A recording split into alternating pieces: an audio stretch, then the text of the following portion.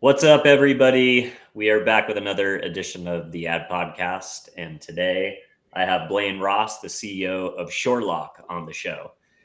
Blayne has a really interesting background. He started off as a Hollywood creative executive working on exciting shows like 6 Feet Under, The Brotherhood, and also Queer as Folk. And then made an interesting pivot into being a designer at the Argyle Group, where he helped design really cool interior spaces for beautiful, iconic buildings in the city of New York, both in the commercial and residential space, and then made his way into protecting beaches around the globe, and hopefully here in U.S. stops in Florida and elsewhere. So, Blayne, thanks so much for coming on, man. Appreciate you. Thanks, John. Nice to be on and have a chat with you. Yeah, for sure. So, I know I gave a few quick highlights, but you want to maybe give us your version of the story and maybe walk us through your background a little bit. I love the hard pivots. Like you definitely didn't take the traditional route. So, would love to hear more about that, kind of some of the more details behind it, and more specifically, what were those moment and inflection points that said, hey, this Hollywood thing, I've been pretty successful. I've been part of some really cool projects, but time to pack it up and head to New York and do something totally different. Would love to hear your side of the story. Yeah, hard pivots is a good way of looking at it. There was literally, I sometimes wondered, I'd be like, is there any thread that I'm going to pull from company A to company B before I go to company C? It was kind of nuts the way that this whole thing started as far as being out there in Hollywood. I actually was invited to go through a bachelor party for a talent agent just because I happened to be living in Las Vegas at the time. And my buddy was like, yeah, come hang out with us this weekend. And we had just like an unbelievable weekend, probably one for a write-up. And we had one of those like guy bonding moments at like probably 3 or 4 a.m. in Vegas, as one does in some penthouse at the top of somewhere. And he's like, what do you want to do with your life? And I was looking at the past weekend and I was like, I don't know, but this does not look half bad. And he's like, you do not know what you are asking for. And I said, let's give it a shot. So I landed myself. I left coming out of like a heavy equipment sales job in Las Vegas to starting my way to work up through Hollywood. And Wow. it was really something. And I think it's one of those jobs that you learn from the bottom up, and there's a good reason for it, because you see every moving piece, but the relationships are built from the time you're on a desk all the way until you're running the network, and you're hearing them both ways. So that was a big shift for me to go from that first one. And then following that, I think, I was 30 years old when I left LA. I had five shows on the air at that point, I think, as a development exec. Which was amazing. I was super stoked about that, and it was. Yeah, that's a great run. I was at Nash as a development executive for 3 years, and nothing I ever worked on actually made it on the network. So, had to have 5 shows is that's a huge career, even on the development side. Yeah, well, it's funny you mention it that way, because when I decided I wanted to step out and go away from the network side, I thought to myself at the time, I had worked for a president of the network that when he was as a producer, we had sold 35 shows one summer and none of them made it to pilot. Oh my gosh. And when I was stepping away from the network, all I could think of is like, I'm never going to sell 35 shows. What are you thinking? Like, you can't go do this. So that was the key to first hard pivot. Really, there was like, all right, let's go to New York for a weekend and go have fun. And kicked it around New York for a little while. Reconnected with a friend of mine that had a small construction company that had just literally started out and had a little more work than he knew what to do with it. And I said, this would be really cool if we add the architecture and interior design components, and we add team members here, here, and here. And I just stayed. Wow. I was like, why not? And we built that company over a couple of years, and I've iterated it a few times since then. That was a fun one. And then I think I got to a point really after having built some really high-end spec homes and done the development side of things, as well as, interiors for various things, and thought, okay, this is really cool. I can impact a lot of people with each one of these interiors on a daily basis. Like, it's the first thing that from your hallway through your downstairs to your lobby and out the door, like, I can make an impact on, let's say, 1,000 people in that day. And then I thought, well, what would it look like if I really dug in and got to do something that was like really global? And I got a little overwhelmed, and I didn't know quite what that was going to be. And I, like many things in my life, it takes an extra push to make me do them. So I said, you know what? I am canceling my lease in New York, and that will force me to find something immediately and pick a place that it's going to happen. Wow. So I canceled my apartment in October, but I didn't move out till December 31st.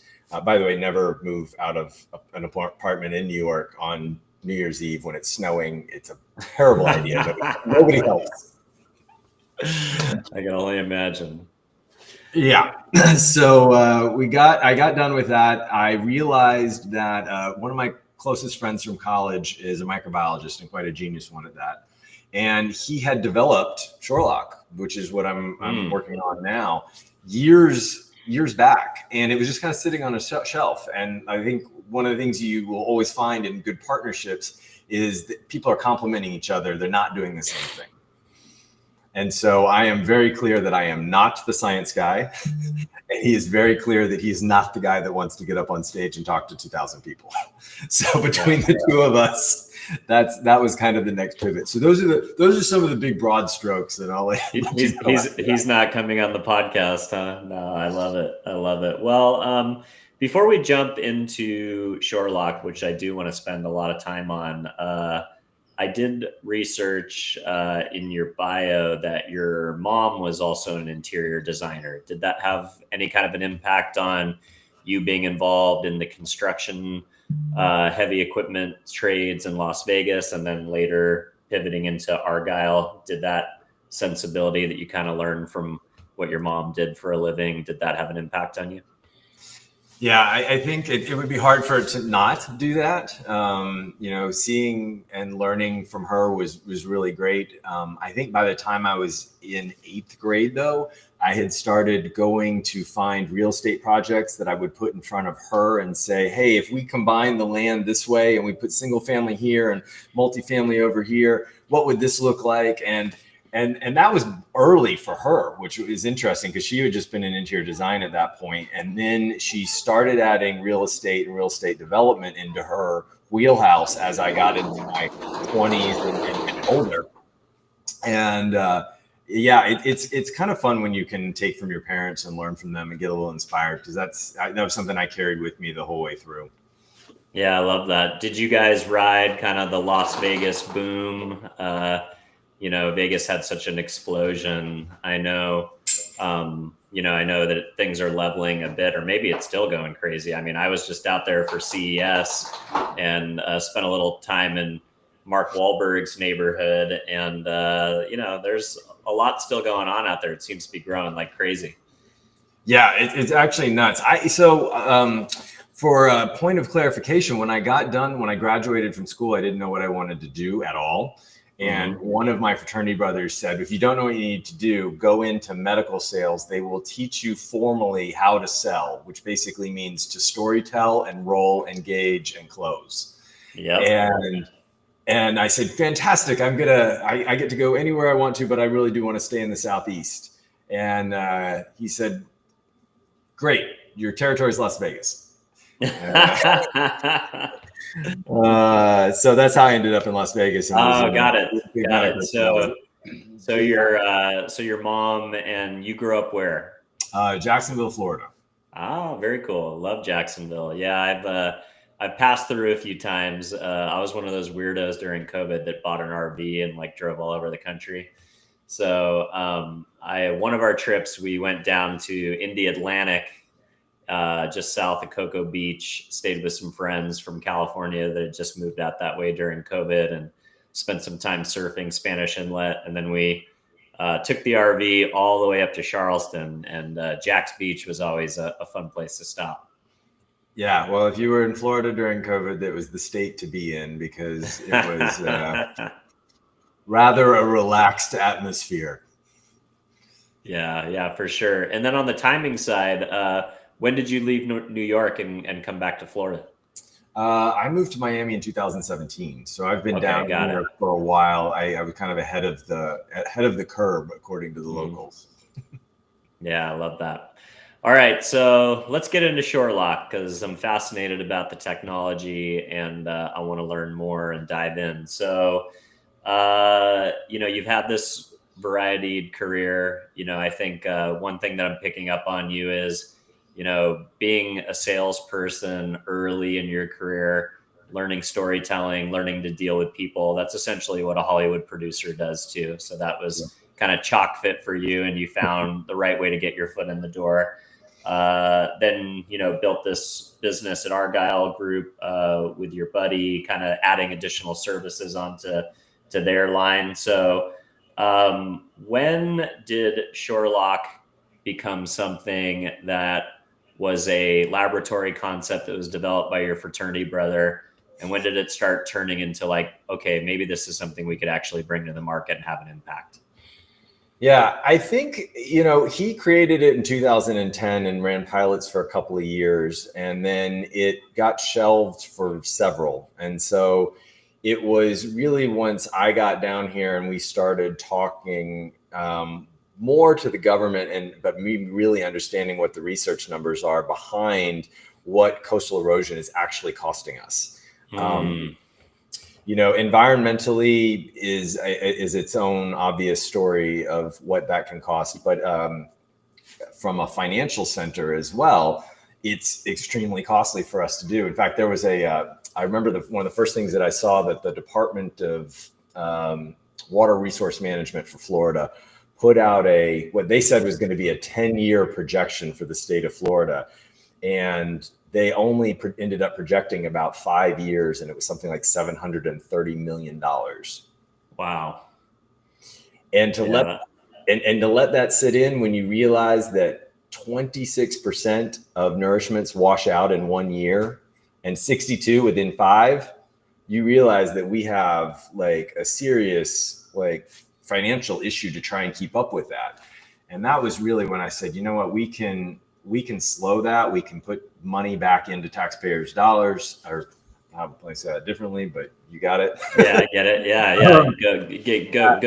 Go Doge style and put some more money back into the coffers by creating some efficiencies. Yeah, exactly. There's that aspect of it. And then, from the environmental standpoint is people think that sand's this infinite resource. And the way that the ocean shelf works is we've got limited sand deposits that are of a specific type that are able to go back into specific areas. Everybody has, if you go to the West Coast, people are like, I like my powdery sand. And people in the Gold Coast are like, I like my gold sand. Well, there's not just an abundance of this stuff going out there. Miami ran out of sand in 2016 or 17, I guess it was. And they started having they can't even dredge their sand now. They have to truck it in one truckload at a time from a mine like 3 hours away. That's crazy. So when I go and stay at like the One in Miami and go run on the beach, like I usually like to run where it's harder up top, where I can still run barefoot and not get like destroyed by shells and rocks. So is that why the beach is so kind of shelly and rocky, because they ran out of sand and they're pumping mud and like gross stuff out of the dredges onto the beach? Or why is it like that? Well, so you got different sand coming from different places and in different locations. So where the One is nourished quite frequently, actually, there's a hot spot that's up near there. At the time you were there, I can't tell you exactly what it was that where that sediment came from. It's supposed to be cleaned when it comes from Vulcan and some of the other companies that they purchase from, to take the large objects that are out of it. When it's coming out of the ocean is when on a dredge is when you tend to get a lot more particle size variation than you would on some of the things that are coming out of the mines. Got it. Okay.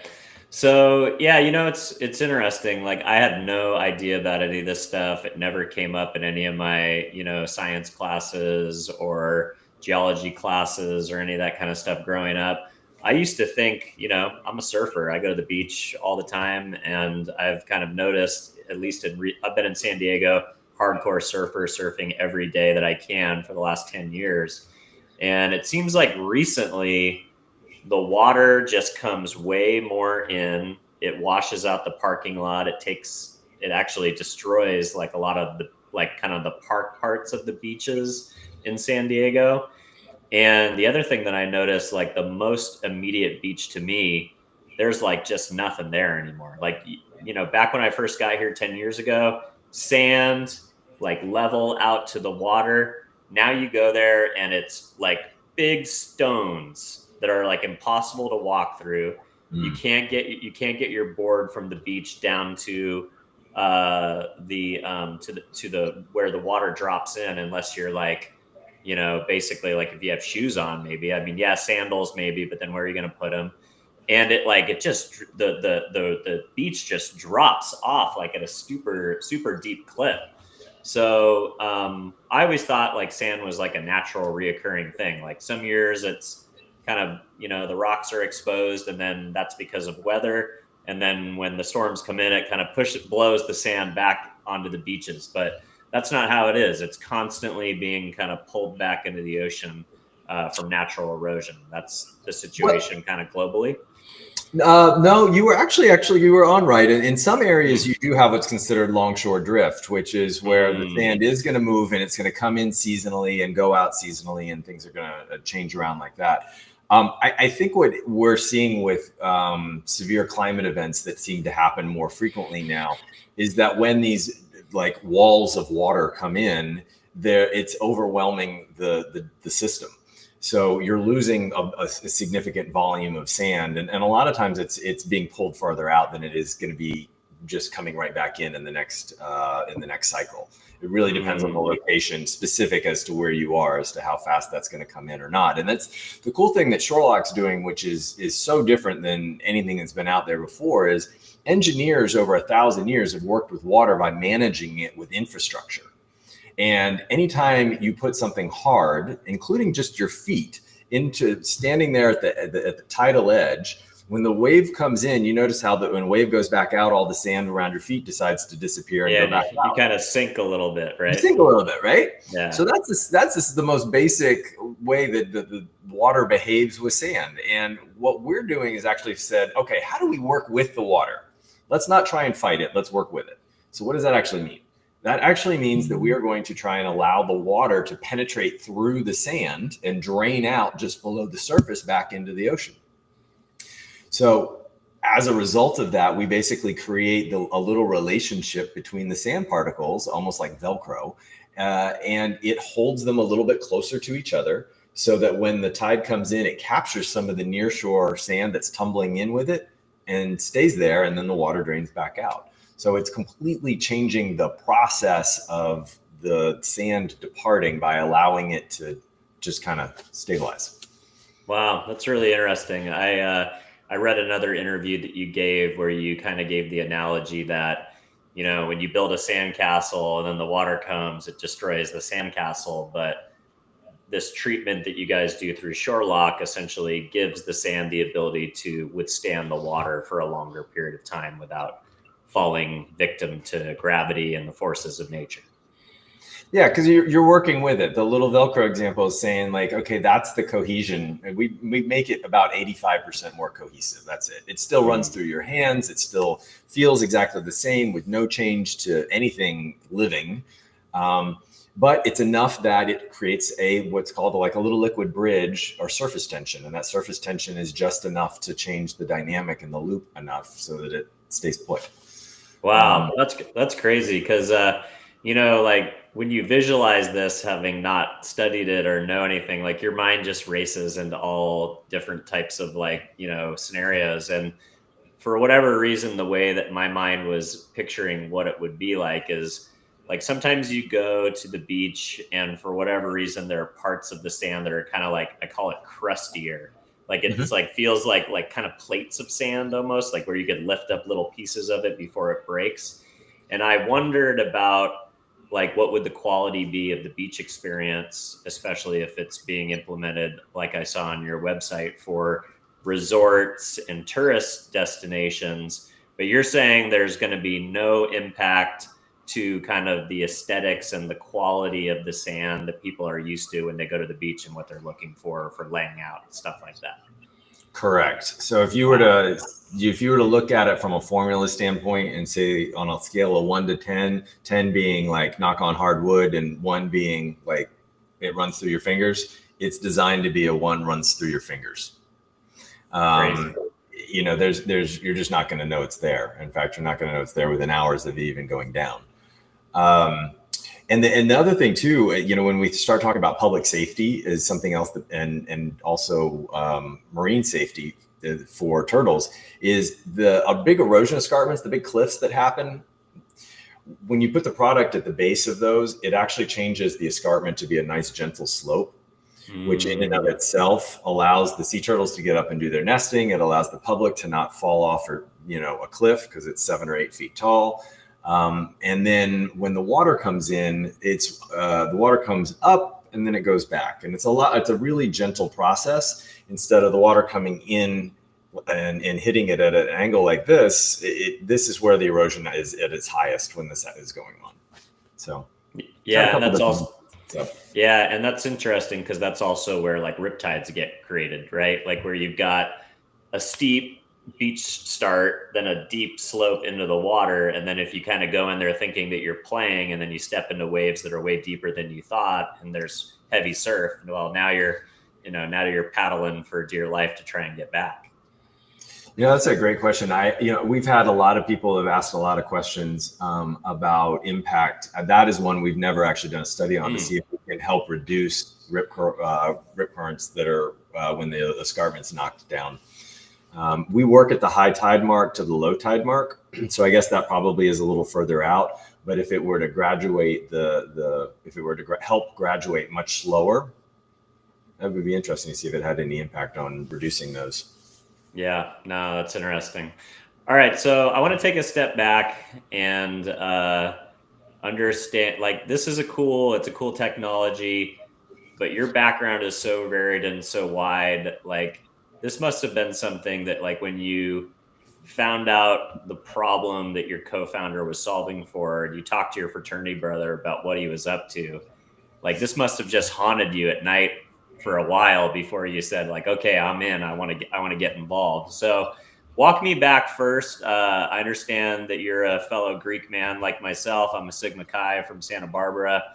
That's had a huge impact on my network and my relationship. So walk me back first to the relationship. How long have you known your co-founder? So oddly enough, my father and my uncle and I think possibly grandfather are also all SIGs, by the way. Oh, let's go. What happened to you? I didn't make the cut, I guess, Dylan. I don't know. Just kidding. Troy and I actually founded a fraternity that had been off campus for several years. And very cool. It was it probably, when we talk about entrepreneurialism and friendship, that was kind of the beginning of us working together. Wow. The national organization did all of the rush and selection for the first group. And I remember Troy and I sitting in the meeting together and coming out of it, looking at each other, we're like, yeah, if this is going to work, we're going to have to fix this. And and that was kind of the beginning of it. And oddly enough, he was the social chair. I ended up being the president of the house, and he's the least social person ever. Like he would plan the event and not show up. It was Wow. Actually it was amazing. But yeah, I mean, like I think you probably know this from Greek life. as a 19 or 20-year-old kid, we ended up with 130 guys in the house. We ran a budget. A budget was around $250,000 a year, and I had 2 employees. I had a cook and a house mom, and you learn a lot about managing people and supporting them and budgeting and house maintenance. Like, I mean, it literally is a adult education at 19 that you don't really realize that's what you're signing up for. You think you're doing one thing and you're really doing something else. Yeah, totally. I had the exact same experience. I went to UC Santa Barbara, went to film school, never picked up a camera. I wrote some scripts. That was the one part of my education that was actually like practical. Got a couple of internships. That was very practical. But as far as like real skills, I mean, I guess I learned to write by like watching movies and writing papers. But I feel like the real education that I got was at the fraternity house, being the pledge educator, which is basically like being a manager or a leader, and being social. I was social chairman 3 times. We once had a semester where we didn't have a social event 6 days of the entire quarter. I actually dropped all my classes that semester. I didn't go to school that semester. Holy cow. But anyways, the story for another time. But yeah, and then when it really kind of kicked in for me, like I was never like a front table guy like you, but when I became the alumni chairman, and I had 3 business cards from guys that had stopped by over the years, late at night, and gave me their business card. And we had no contact with our alumni. And I took those 3 business cards when I became alumni chairman that summer. I emailed the 3 guys and I was like, hey guys, like, I know we haven't had much of a structured alumni program, but I want to do better. And could you introduce me to your friends? And then that 3 became 20, and that 20 became 40, and that 40 became 60. And then, flash forward 2 years later at the end of my term, we were in touch with 600 of our living 1,200 alumni, had nominated our first 3 significant SIGs, which was the CEO of CB Richard Ellis, the CEO of Napster, and Eric Fenoy, who won Olympic gold in Sydney. And just good things started happening. People sent money and dropped off pool tables and stopped by. And it was the first time I learned that idea of like, if you just build connectivity within a network of like-minded people, it flows back to you somehow. Yeah, I 100% agree with that. I think that, having lived now in LA, New York, and Miami, my network in LA inside of the Hollywood community was fantastic. I mean, really could get anything done that I felt like I wanted to engage in. New York, everybody just bends over backwards to be like, hey, I know a guy, here's a thing, here's, let me help. Moving to Miami was really a very different type of city. It has been much harder to work and network down here than it was in the other 2 places. I think for a lot of the tech community down here, we're all trying to figure out how do we get things done now, and it's relying on each other. I'm in the blue ocean space, and I know I'm constantly calling up 2 of the other startups that are down here. In fact, I was calling one to say, hey, there's a new director or administrator for the environment, and there's no website for him underneath Trump yet. I'm like, I don't know how to get to him. And she's like, wait, I think I have his email because he was he was another event. And, that's really important for founders. And if you remember that you've got to be out there doing that stuff in order to get farther forward, and just asking, it comes from honest friendships, Yeah, no, I love that. I think Miami is I love the flattening of the venture ecosystem. It's great that Silicon Valley has led the charge for all the years that they did, and that's still where most of the money gets deployed, and that's where all the big AI startups are.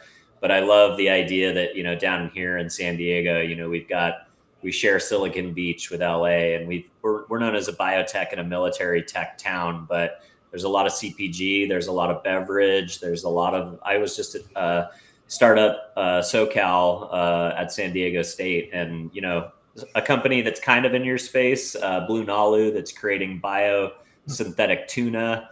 to help, limit the impact on our real tuna population around the world. And just, met people from Silicon Hills, out in Iowa, and the venture world. I think post COVID, with people kind of relocating everywhere, it's definitely flattening. Yeah, well, a lot of the skills that I use now are really going back to Greek life, and when we were, working with other houses and doing campus politics, and all the things. In fact, Ashley Moody, who's one of the new Florida state senators, was somebody I went to school with. It's kind of cool. That's awesome. Very cool. All right, so I want to talk a little bit more about the inception point. So you meet your co-founder back at the fraternity's house, Yeah. starting the Delt House, rebuilding the Delt House, and then what did he study? He was a microbiologist. Okay. And took that and did a PhD in epidemiology, and kind of continued on the teaching path. He's been doing that since we left school. I love it. And then how did he come across this insight that allowed him to? Is it a molecule that he created, or what's the product and the patent? Is it the formula? Is it a molecule? Tell me a little bit more about the science. Yep, sure.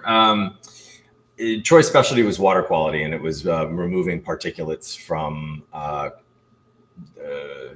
cleaning water, basically. And so with his research around that is really kind of what he went back to in order to start figuring out how he was going to create Shorelock. And so what we're actually doing is modifying the hydrogen molecule in water, and it's as simple as that. Wow. So he was able to take what his work had been and advance it and tweak it to be what it is today. Yeah, that's really interesting. I spent some time in the water filtration space and know that, filtering water is a lot about adding the right media and adding, things back to it that get stripped out during the filtration process, things like magnesium, oxygen, and calcium. So is it basically taking the water molecule and I know you can do all sorts of really interesting things with water. Like you can create disinfectant, you can create, sanitizer, you can create mouthwash. Like you can create a lot of stuff just from messing around with water. So, so this was basically an offshoot of the water molecule, essentially. Yeah, I mean, it was understanding how it was working, and then we started.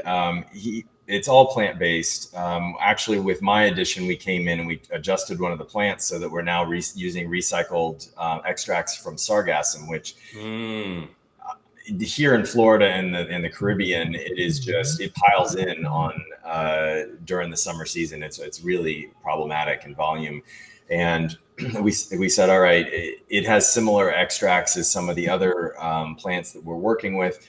Let's see if we can swap this in. We did, and it had a home run with it. It hits on a couple of different levels because we're dealing with the actual material from a recycled standpoint, but we're also doing something for the sand. Very cool.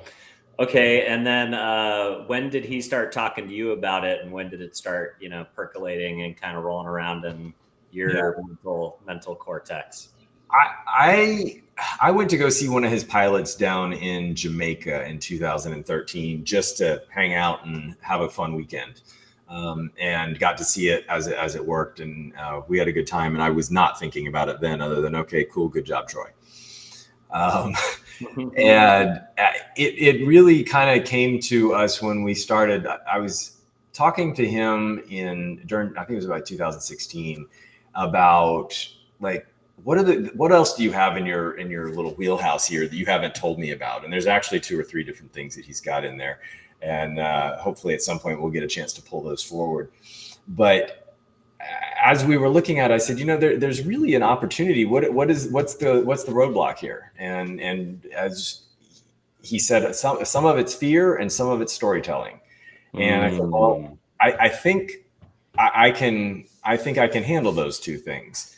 I think I can contribute to this. And I think that's the part when we talk about, having people do different roles, that's starting to work. And obviously for us, working with government is a very long, slow process. But it is a fascinating process to be in the tech community when you're responding to a city that says, climate change is going to wipe us all out, and we have to do something immediately. And we've paid for all these massive reports, and the reports have told us to do absolutely everything right now, all of it, all at once.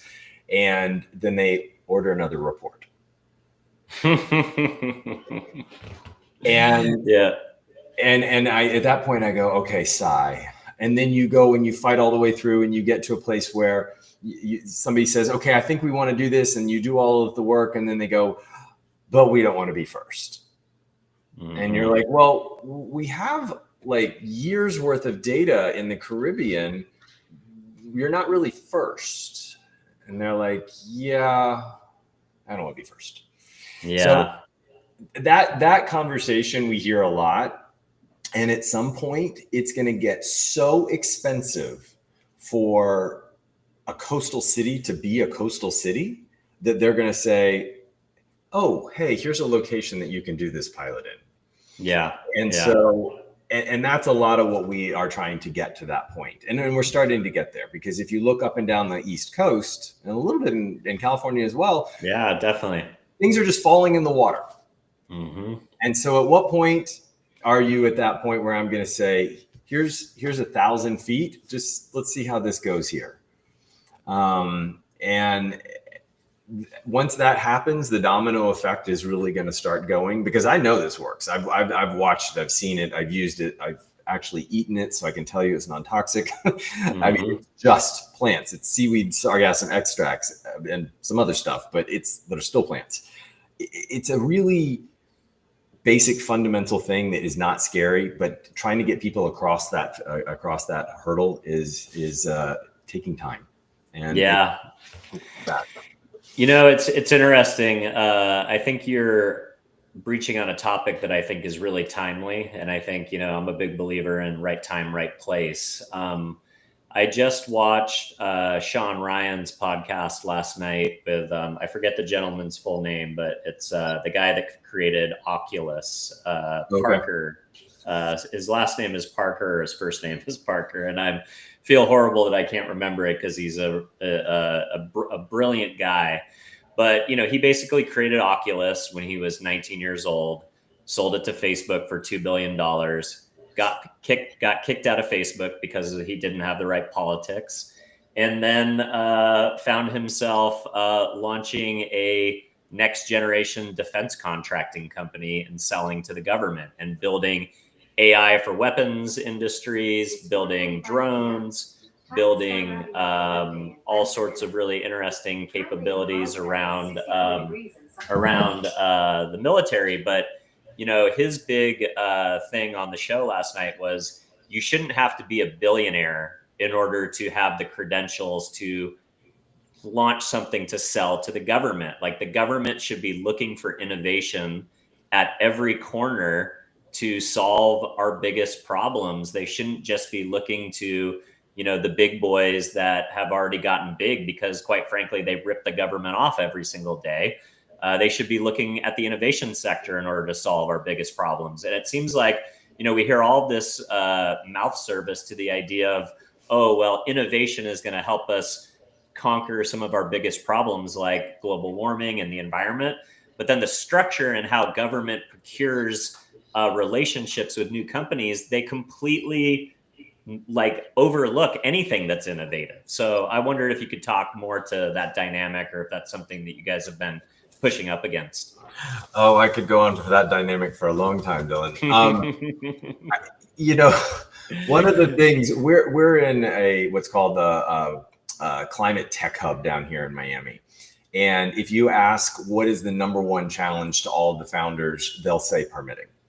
Mm-hmm. And the permitting process, and this is a thing that with the administration that's coming up, that they may cut a lot of red tape, and it may be great for innovation.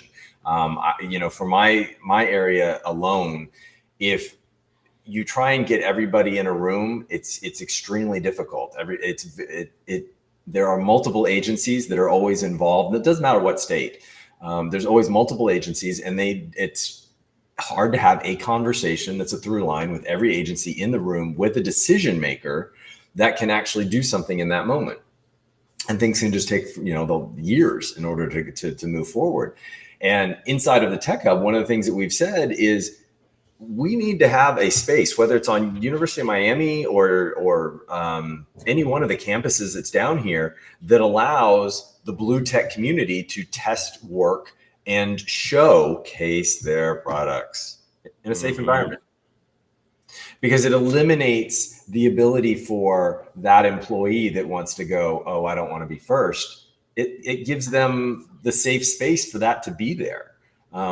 There's a blue tech hub, I believe, that's in Los Angeles that is doing a really phenomenal job there of being grounding for that part of the West Coast. East Coast desperately needs it. Miami should be it. I don't. They haven't dug in yet. They talk a lot about all of the things that they're doing, but there's more show and less go. That can be frustrating.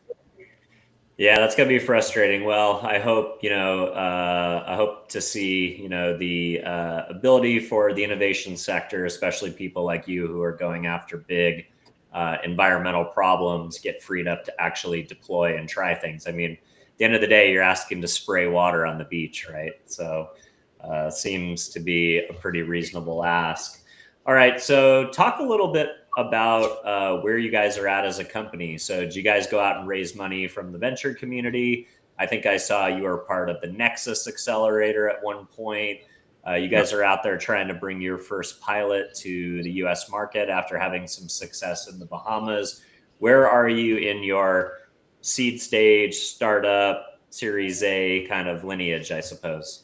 Yeah, it's a good question. We have chosen to, until we get the first pilot up, we're not going out for capital. So I've been in the lucky position of having another company that has funded us for the last several years out of New York. And we've been putting pieces of the puzzle together.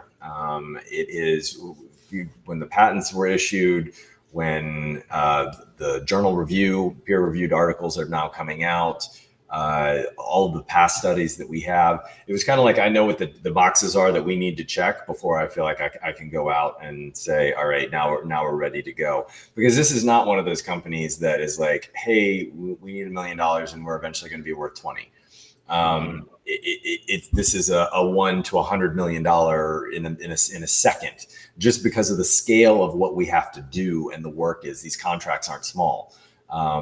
There's hundreds of miles of coastline in every state. So once this gets rolling, that's going to happen. And so it's been kind of a conversation of like, let's make sure when we do roll out, we're doing this one thing at a time. So that's where we've been. Very cool. Awesome. So we'll get to this at the end of the show. But one of the things I like to ask the guests is if there was one thing that my audience could do to help you. I think that's an important ask to put out there for venture guys and startups, because especially a guy like you who's mission driven and is trying to do something that could help humanity and help all of us. So just to get the pumps priming, because we've still got about 20 minutes, but I want the audience who's tuning in live right now to be thinking about it. If there was one thing that either a VC or a private equity guy or somebody in founder land that's also working in an adjoining industry, or perhaps even a government regulator, if there was one thing that you could ask for help right now, what would it be? Ed Russo. He is now Trump's advisor for the environment. And I would love to sit down and show him the math behind what we can do, which will give him more money to do other things that he would like by just using our product. That would help beyond.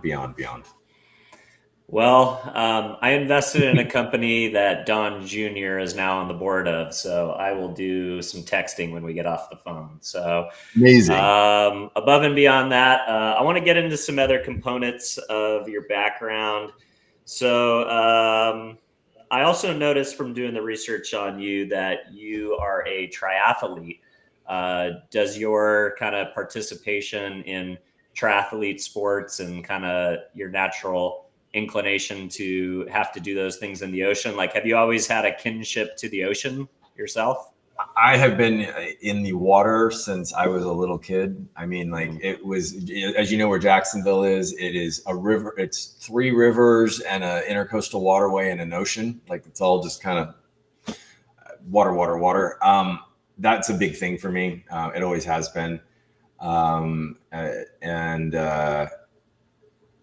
I completely just forgot the starting part of that conversation. No, it's all good. I was just curious if, like, with the mission-oriented component of what you're doing, like, how important is the ocean to you as an individual with the stuff that you do, like in triathletism?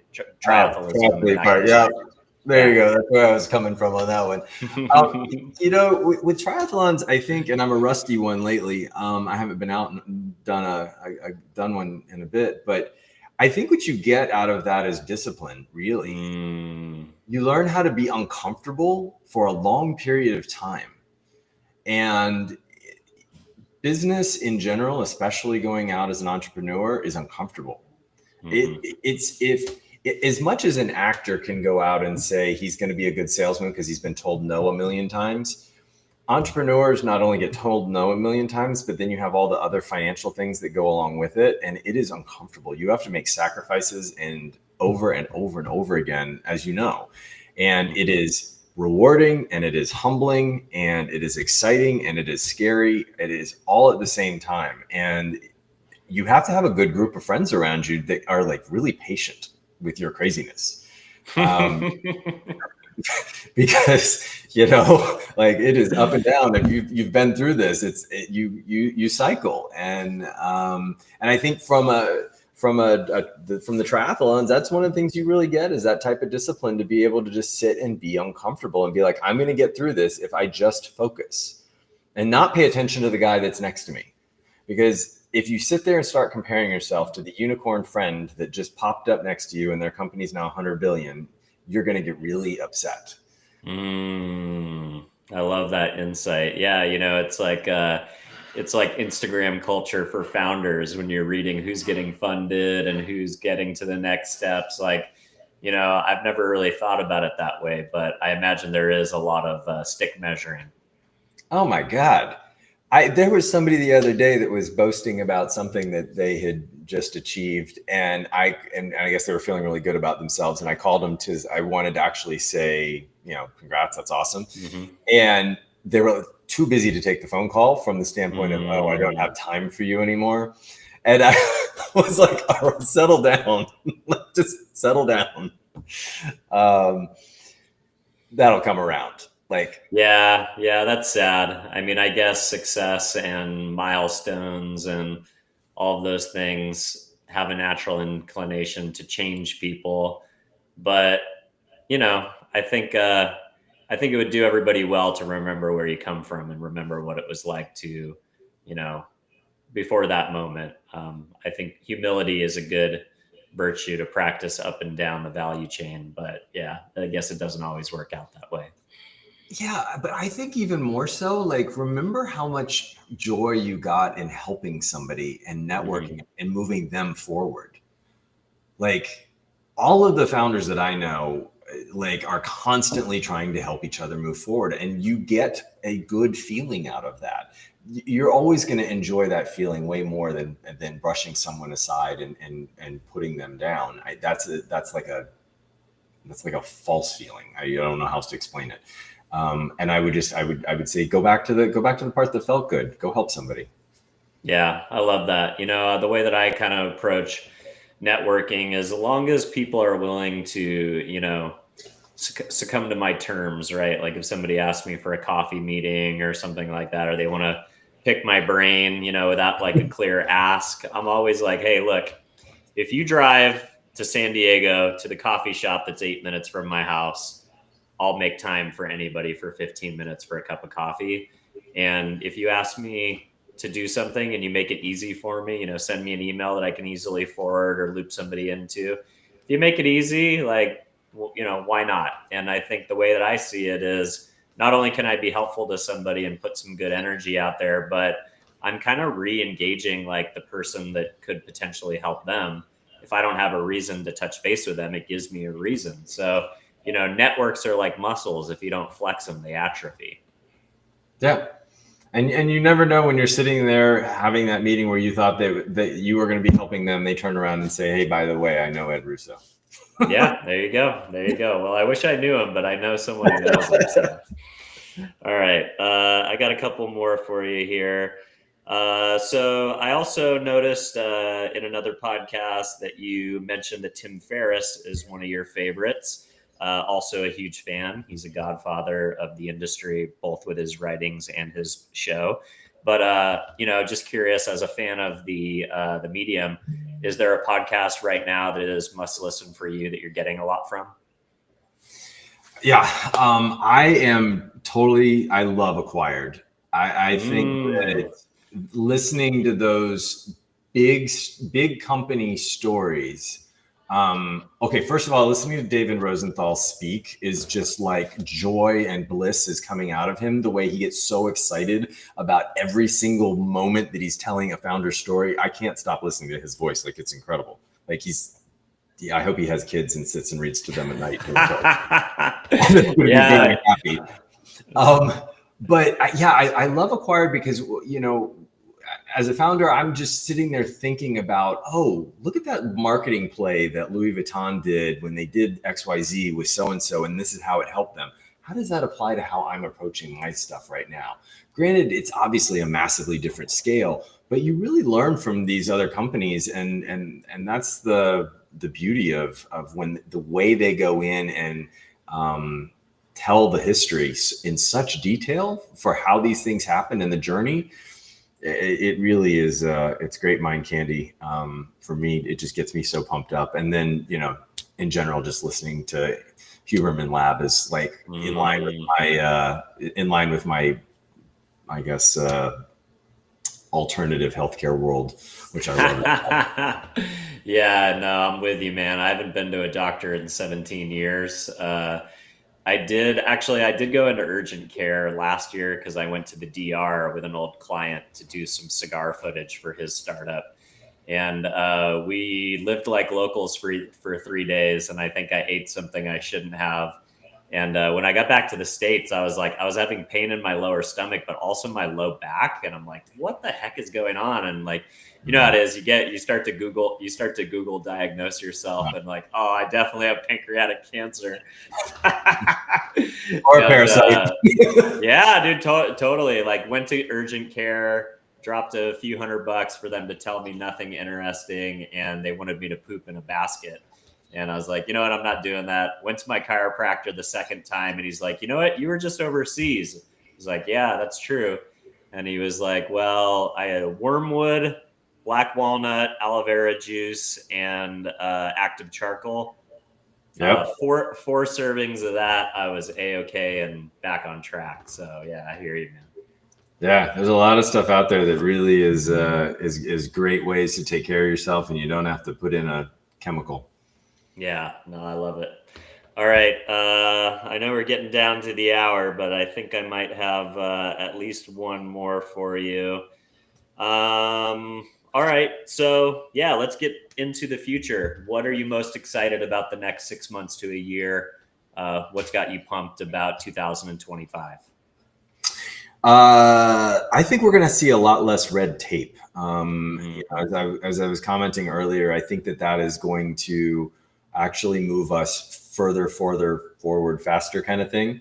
Hopefully we don't run too quick and stumble, but I do get excited for the fact that there's some new opportunities that may come up on that side of things. For us, we've got a couple of states that are on the horizon of just almost there for Shorelock, which is really cool. And luckily, the company in New York just signed one of the largest historic buildings in New York this week. So let's go! Congratulations! I'm happy with that. Well, I'm glad the day job is providing enough benefit for the side hustle. So, well, Blayne, super pumped that we reconnected and that I found you on LinkedIn. Thanks for being willing to take a flyer and come on the show today. Get with me on text and I'll make that intro as soon as I hear back from you. Anything else you want to point the audience towards, how to learn more or connect with you directly? Yep, you can definitely take a look at our website, which is www.shorelock.com. There is a great little animated video that is on there that gives you the most straightforward, quick 1 minute, exactly how the stuff works.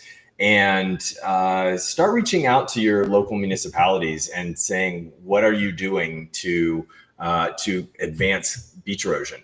And one of the things that we have found out from the Army Corps of Engineers, as they said, is we respond when your local municipality asks for Shorelock to be included.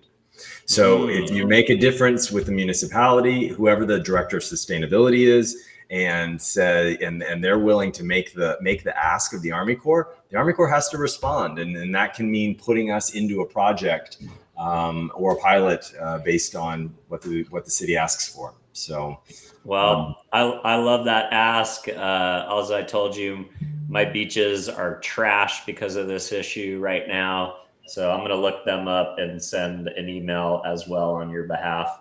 So Blayne, appreciate you coming on, man. Thank you so much. And for everybody at home, if you enjoyed the conversation I had with Blayne today, don't forget to like or follow wherever you happen to be engaging with the show. If you give us a honest review, that's how the show finds a wider audience organically.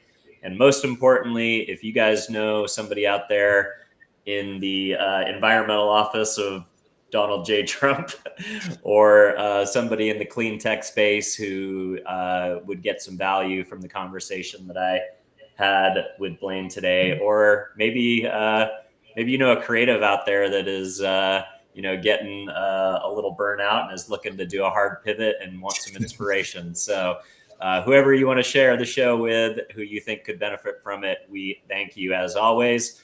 Blayne, thanks so much for coming on, man. Appreciate you. Thank you so much, Dylan. It's great talking with you. Can't wait to hang out next time I'm in Miami.